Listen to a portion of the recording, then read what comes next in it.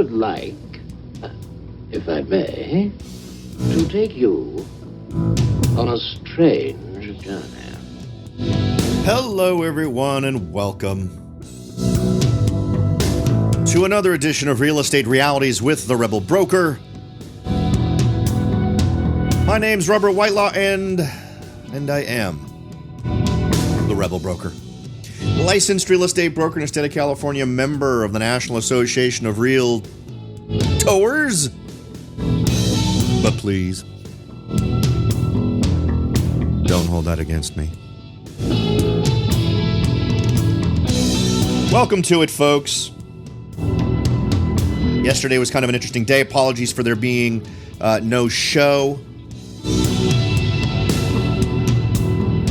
I ended up, at the normal time I would do the show, I was out there sort of mixing it up. I was trying to get some offers accepted. I had some creative ways to try to acquire. I actually found 2 properties that were recently listed that would totally meet my needs. Even though I'm not at the point where I've got the proceeds from this property yet, I thought it would be fun to try some of the techniques I push here all the time to see where they might go. So we'll see. Haven't heard back yet. And of course, it's all a numbers game, right? Whenever I've talked about creative ways to put your offers out there, it's always one of those deals where you make it part of sort of a normal stream of things you do. And even if you only find 1 in 50 or 1 in 100 times that it works, well, then that one time, that just simply means you got to get out there and sort of do it a lot more. So I don't have extremely high hopes. We're still in a marketplace where sellers are kind of in the driver's seat. Although I am seeing some interesting shifts that I wanted to share with you today. So that's going to include us looking at what I'm seeing as new construction, because I think there's a halfway interesting trend there too that didn't exist the last time we covered this. Now, we haven't talked about the kinds of communities that were popping up in terms of new construction probably in 6 months. And the last time, universally, everything was way above the average for those communities. So I thought I would sort of jump through the hoops a little bit here and talk about some of the new communities that are going up right now and see where they sit, because I think that trend is an interesting one to keep an eye on, to see where builders are sort of focusing their interest in terms of price bracket. And another thing I wanted to get back into, and only for those of you who've been listening to this show for several years are going to remember this, but I used to do a segment back when I was doing the show only once a week, but like a 3-hour long show. I would usually have some segment of every one of those shows devoted to this, or at least have it included in one out of every 2 or 3 shows. And it was really about organizations that are out there defending property rights. And one of my favorites is the Pacific Legal Foundation. So there's an interesting story. They're about to go up before the Supreme Court here pretty soon. And I thought it would be fun to explore that case a little bit and talk about it, and just sort of expose a little bit about how there are all kinds of things to keep track of when you're looking about doing an investment. And sometimes they're not about the numbers. Sometimes it's not about calculating the expenses and calculating what you'll make and then balancing out at the end. Sometimes it's understanding what kind of regulations that you're going to be under, where you're doing your investing. So that's sort of the theme for today. We're going to do a little bit about pricing, because I think that's interesting data. But the rest of the show, we're going to focus a little bit more on regulations that can make investing as a real estate professional exceptionally painful. Before we jump into that, let's go ahead and talk a little bit about prices. In my local marketplace here in Morgan Hill, which is the hometown for me, for March of 2017, the average home price was $885,155. That is coming to us in terms of just single-family residential homes. I'm not including townhomes. I'm not including condominiums. These are all just single-family residentials. And what's interesting is that's the lowest they've been since April of 2016. So that's one number I wanted to throw out there. So April, May, June, July, and August, prices were virtually flat last year at $923,351, all through all of those months, with a slight decline in August. We saw some ramping up in September and October, with another drop in November, and then another drop beyond that in December, and then relatively big jump where we peaked in January of 2017 at $1,088,231 as the average sales price.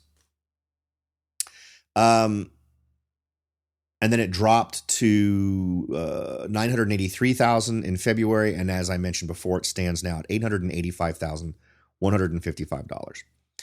I find that interesting. A lot of this data could possibly be a little bit variable because of the low sample size.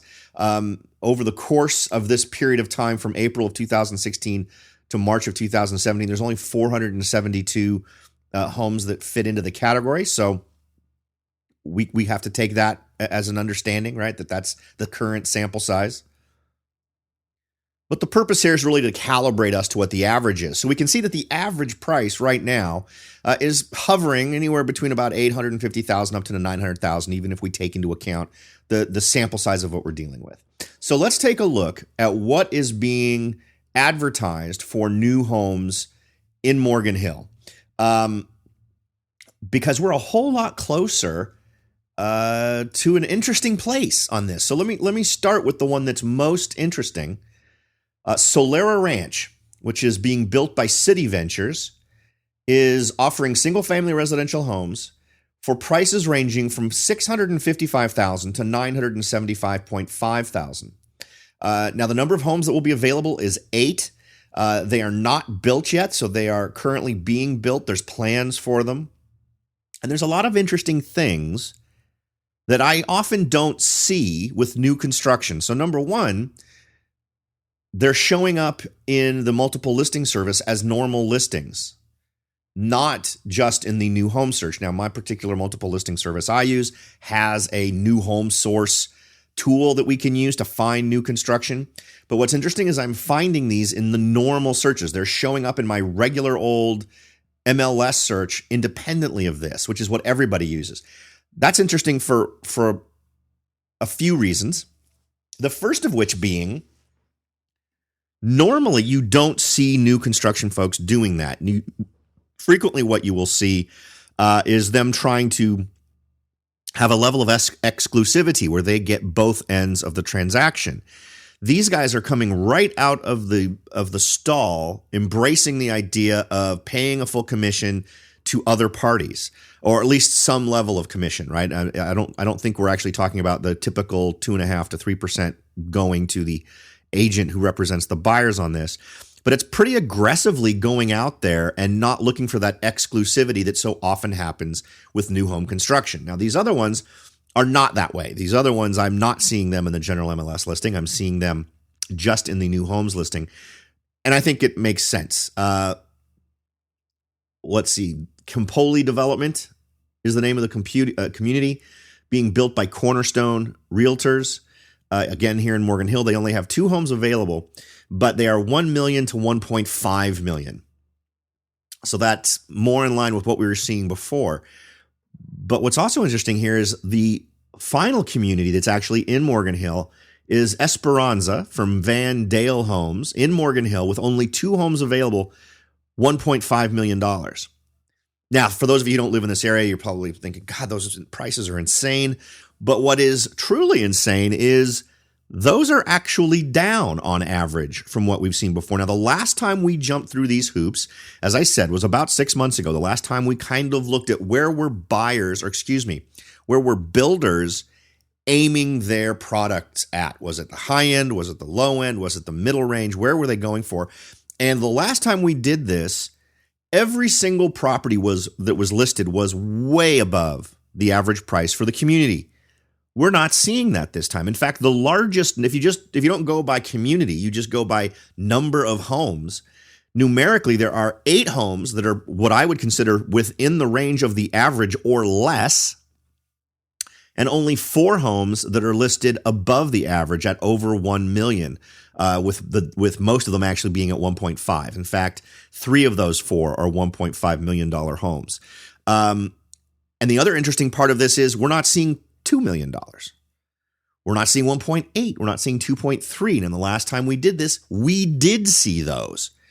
And remember, some of these aren't built yet. These are homes that do not physically exist in some cases, in most cases, when I went and I looked at the specific sites for these builders.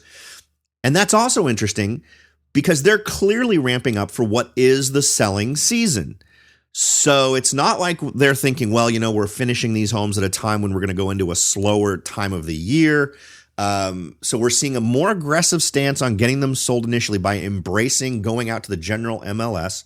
We are seeing much more aggressively priced homes in terms of list price here. And that spells to me some interesting things. One, definitely going for not the high end for some of these. The folks at Solera or first at City Ventures are clearly trying to cater to buyers who are going to be right around the average price for the community. And I think that makes a ton of sense. And I think what's also interesting is up until now, what we've tended to see is builders tending to focus on the higher end simply to recoup all of those costs associated with building. So that's number one. And it's going to be interesting to see where this goes. We could extrapolate this out further to other communities, and that might be worth time in another show, particularly if we were to look at areas like San Jose, which is right there in the heart of Silicon Valley, and see what's going on there. And just to sort of give you some insights there, we're not seeing the same trend in San Jose that we're seeing in Morgan Hill. Now, Morgan Hill is a much smaller town. If we look at the same time period, but focus on San Jose rather than Morgan Hill, it's 5,319 homes that have gone through the process up in San Jose. And what's interesting is there is actually growth over the last couple of months, and the average price per month in San Jose prices are actually up. The average price in San Jose right now is just over $1 million, $1,039,813, which is not quite the highest it's been. I see here. Or is it? Yes, it is. It's very close, though. That's currently the highest over the time period that's being looked at, with the next highest being in April of 2016, where it was 1,032,000. So very close. A slight dip into the months of September and October, November, December, and then increasing in January and February leading up to this month. So not something I can say universally about the Bay Area, but why am I pointing out that difference? Well, because of what we've talked about before. Remember, for those of you who've been listening for a while, I talked about the mushroom factor, where you start to see price increases affecting areas outside of that city. So San Francisco is a perfect example. When we started to see all of those prices ramping up, we anticipated here on this show that you're going to see it in other areas where prices are going to start to go up, because folks are going to leave San Francisco and give up on the prices there and start going to South San Francisco and Menlo Park and Oakland, or areas that have historically been lower priced. Now we'll shop there and we'll see prices there increase. And that's absolutely what happened. We saw that in Oakland. We saw it on the other side of the Golden Gate Bridge in terms of communities north of San Francisco. This idea applies both directions in terms of being able to anticipate when you're going to see a contraction. Now, the last time we had a big downturn, the 2007, 2008 downturn, the areas where you tended to see issues first were the bedroom communities, and Morgan Hill was one of those. It'll be interesting to see what happens with numbers as we move forward. But if we continue to see a decline in average price, that's one of the things that we saw leading up to the downturn last time. Now, one of the other communities that I mentioned here on the show before are places like Gilroy. And one thing that has me looking for another explanation for this phenomenon is the numbers we're seeing coming out of Gilroy. Because in Gilroy, we have seen a bit of a decline overall year over year. Right now, the average price in Gilroy is standing at $685,000, and it's been higher in past months. Back in April, in April of 2016, it was $675. It was $698 in May. But since May, it's actually trended down, and it bottomed out really in January of 2017, and it's actually up. In January of 2017, it sort of hit bottom at $642,000 and has sort of made its way up to where we are now at $685,000. So that doesn't hold really the whole idea of that theory. So I'm still looking for other trends here, trying to figure out what explains this. One way to explain it is that folks have decided that the price savings, the folks who are doing the mushroom effect from the Bay Area, from San Jose, looked down in Morgan Hill and have simply decided at this point that prices are too high for them in Morgan Hill, and they've moved further south to Gilroy to take advantage of prices there, which has boosted the sales there, which has caused a little bit more competition, which brought up those average prices.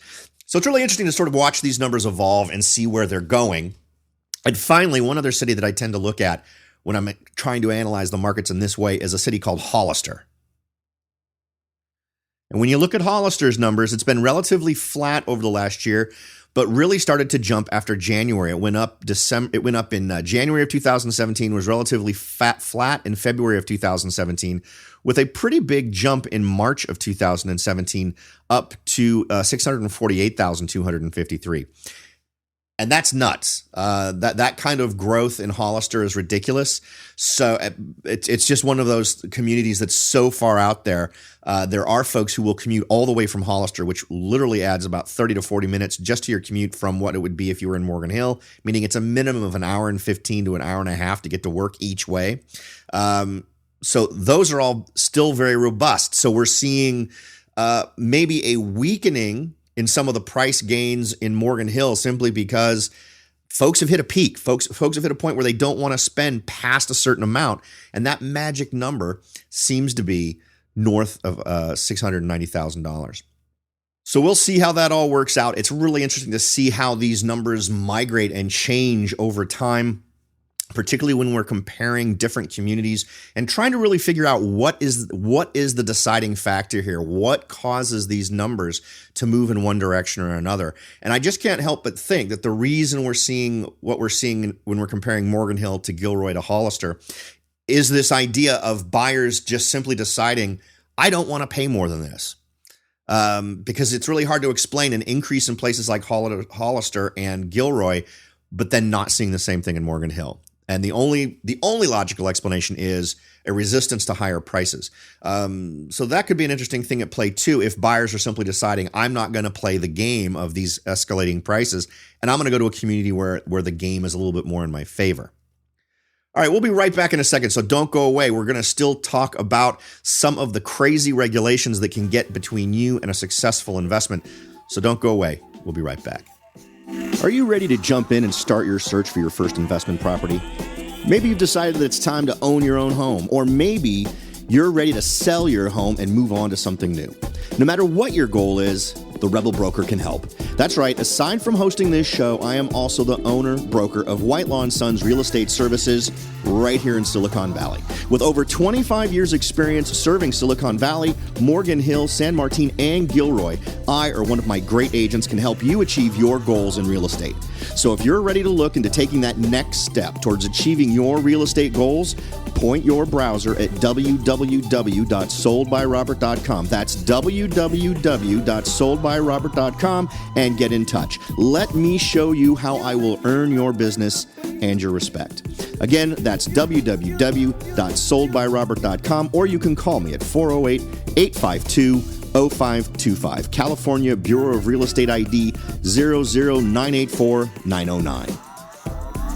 Welcome back, everyone, for our first story today on regulations. We're going to go to Seattle. Now, Seattle is, I think, a good place to start. There has been a ton of attention put on Seattle in terms of loving it for an investment opportunity. But, you know, there are so many different things that now need to be within your view when you're considering where you're going to invest. A lot of times it can't just be about the math and the return on investment. It needs to be how much of a regulatory burden as a landlord are you going to have in any given city. Some cities, I would not buy a property in San Francisco simply because I have no faith that any of my property rights would be defended by the San Francisco Board of Supervisors. Over the years, we've talked about different things that San Francisco's done or tried to do, and it's ridiculous. It's absolutely amazing. And don't even start a conversation about the things that California as a state throw in front of you. As a landlord in California, you're rolling the dice. You can absolutely find yourself in a position where you have a delinquent tenant where it could take you an awful long time to get them out, which obviously every month that goes by is costing you money. And of course, each state has its own laws, but Those are things you need to take into account as a landlord. Okay. Now, this article, I think, was originally put out there by the Seattle Times. Title is Seattle Landlords Sue Over City's First Come, First Served Rental Law. And it's an example of a city deciding it needs to be far more intimately involved in a landlord's decision on who to rent to. For my money, it should simply be a process where the landlord is able to look at all of the applications that come in, decide which ones make them feel the most satisfied that this person's going to be able to make the payments on time, has a credit history that indicates that they'll do that.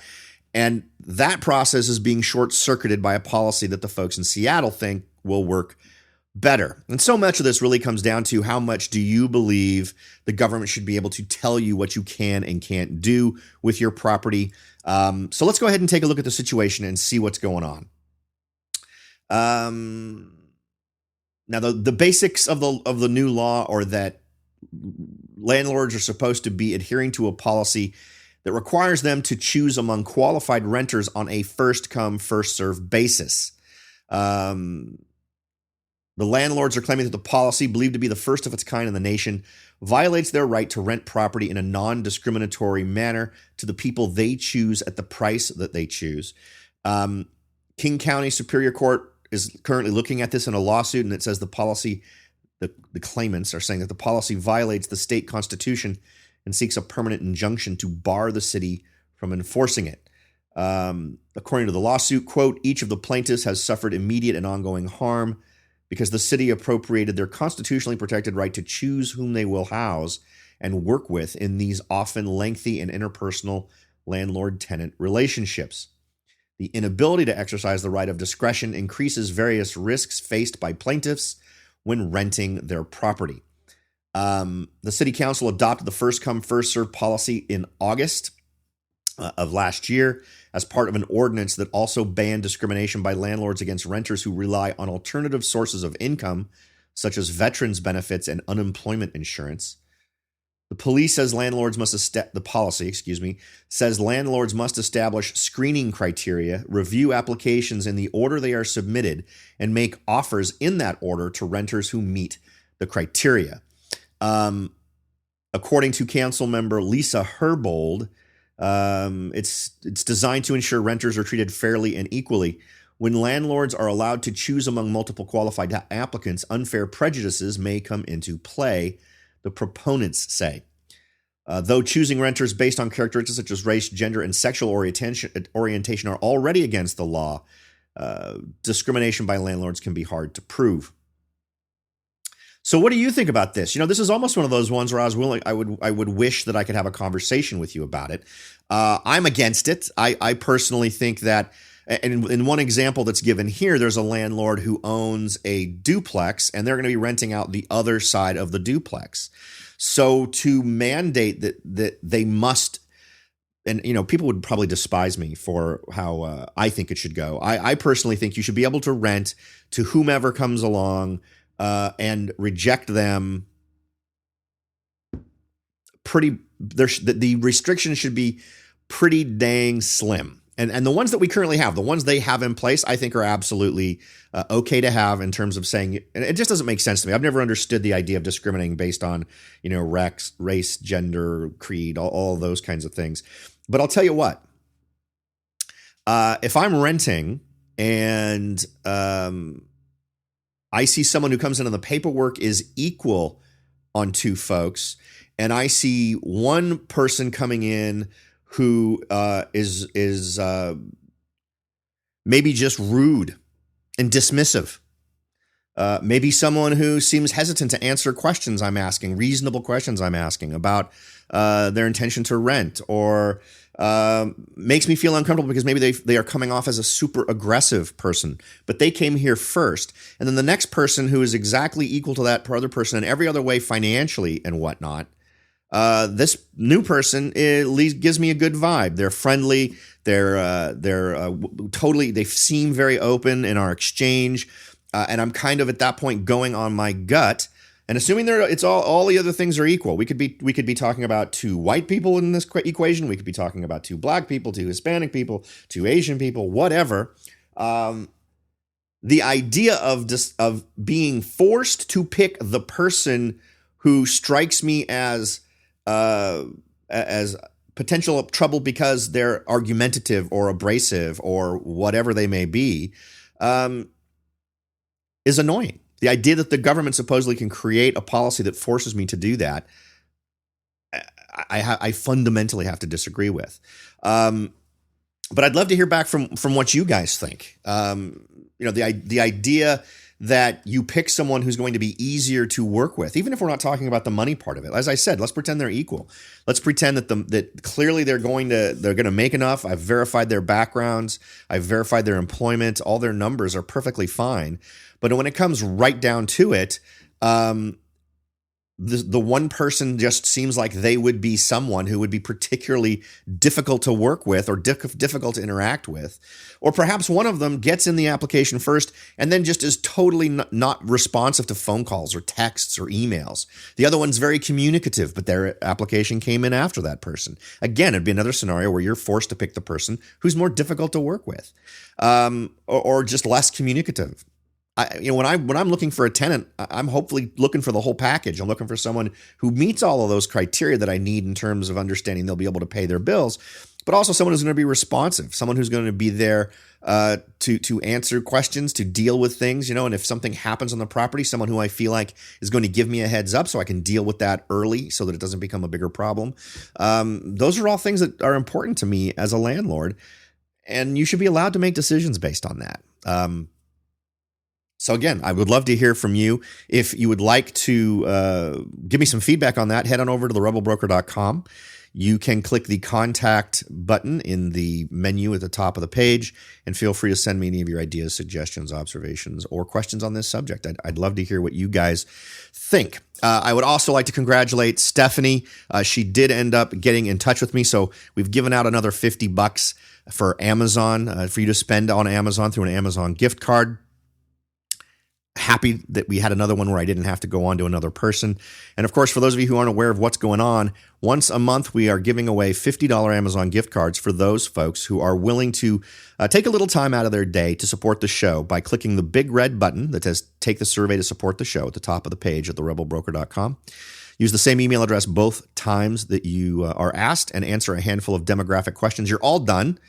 Two things are going to happen. One, you've helped the show. Thank you very much. Number two, you've also got your name now in the running for a $50 Amazon gift card when we do that drawing again in April. So there you go. Okay. So there's that one. Personally, the less that the government, whether it's local or federal or anything, is mixed in with your business, the better things are. But I'd love to hear back what you guys think. Now, let's go ahead and talk a little bit about the good folks over at the Pacific Legal Foundation. I like to keep up with what they're doing simply because every time I look, they are fighting again for property rights, for which I think is a cornerstone of what makes this country so unique in terms of how we acknowledge the importance of owning property and how it's your property and that other people can't just take it from you, including the government. Now, this is an example of an abuse of that. I think it kind of amazes me.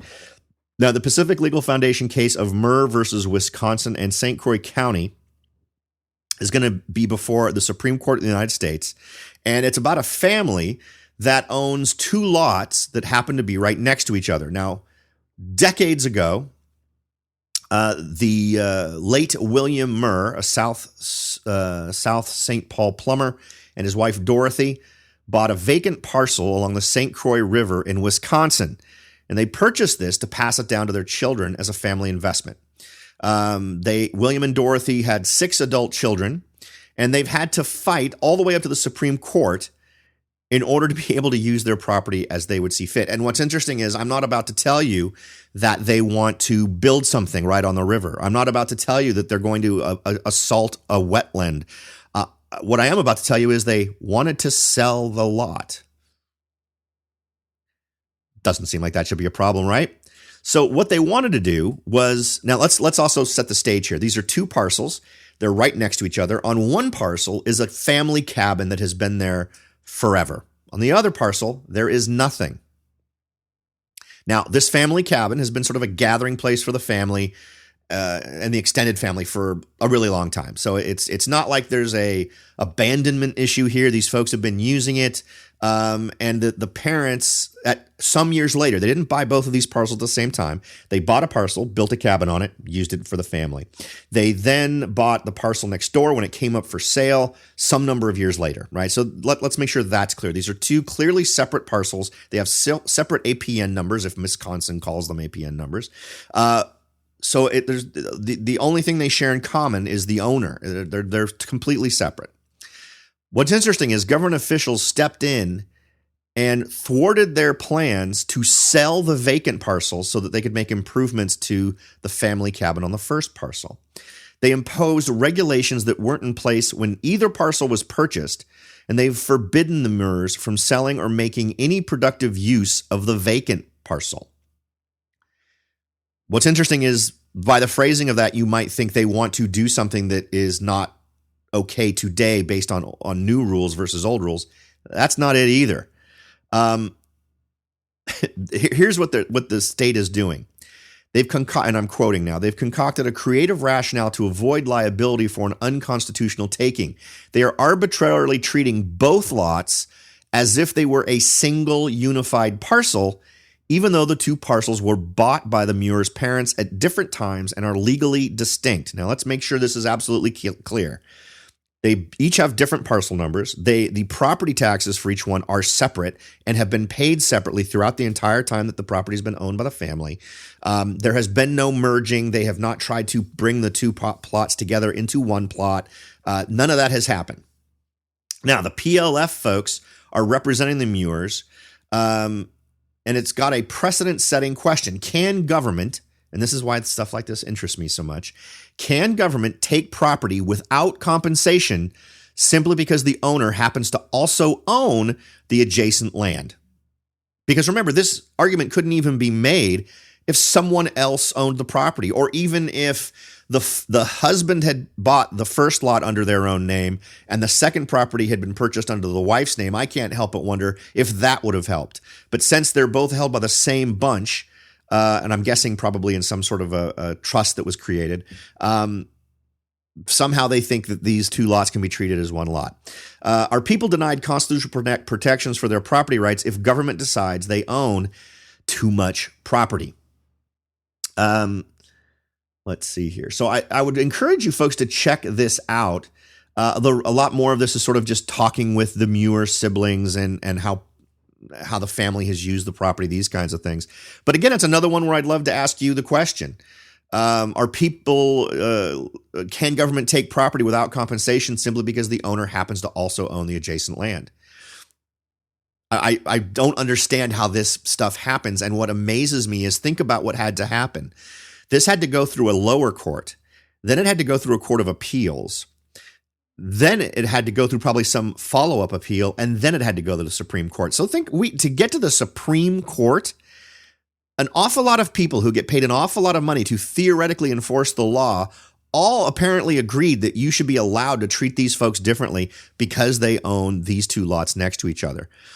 And it should scare anybody who's thinking, you know what, I see that my neighbor's going to put their lot up for sale. I should purchase that too, because that'd be great. I'd love to, and who cares what your motivation is, right? That should be none of the government's business. If you want to buy it because you just don't ever want someone to build a house next door to your house, totally valid. If you want to build it because you want to merge it with your own lot and expand the size of your current house, that should be fine too. If you want to build the world's biggest garage on the second lot, that should be okay too. As long as what you're doing meets the requirements of permitting, then it seems to me nobody should be able to get in your way. What's disturbing is that I wish this was a rare occurrence, but this encroachment on property rights is so common, it's ridiculous. Now, I'm going to suggest that you head over to the Pacific Legal Foundation's website. They have stuff going on all the time. This is just one of many times they've actually had to go and argue a case in front of the Supreme Court. One of the folks there who works for the Pacific Legal Foundation has written a great book, which I'm happy to say I own. I can actually put a link to that if you like in the show notes for today's show. But go and head on over to pacificlegal.org. Click on the menu that lets you pick the section you're going to look at and select property rights. And what you're going to find is a series of interesting articles. There's one, Muir versus State of Wisconsin, the one we just spoke about. There's the California Building Industry Association versus the City of San Jose, which we were just talking about. The City of San Jose has an inclusionary zoning ordinance applying to residential developments of at least 20 homes, requires that 15% of the homes be sold at below market prices determined by the city to buyers with qualifying income levels, or the payment of a $122,000 in lieu fee. The California Court of Appeal 6th District held in this case that San Jose's inclusionary zoning ordinance is an exercise of its police power and not a development exaction subject to heightened scrutiny. On the appeal to the California Supreme Court, these folks at the Pacific Legal Foundation argued that inclusionary zoning mandates are exactions subjected to heightened scrutiny under the Fifth Amendment. Beach and Bluff Conservancy versus City of Solano Beach, another California issue. Daniel and Maria Levin versus City and County of San Francisco. San Francisco says stick them up to landlords who want out of the rental business. There's just tons. And once you read these, you're going to find that there's an awful lot of folks out there in government who want to use whatever method they can to encroach on your rights as a property owner. So it may be a little bit frustrating to check out, but these are some interesting stories to make yourself aware of. So take a few minutes out of your day, check them out, and see what you think. And I'd love to hear feedback from folks who check those out and see what they think. All right, folks. I do appreciate you taking the time to listen to what I have to say on these subjects. All I can hope for is that the ideas, the suggestions, all the things that we talk about are worth more to you than the time that you spent listening to this show. I hope I'm giving you much more than I'm taking away with each and every show. Thanks again for listening, everybody. I'll talk to you all next time.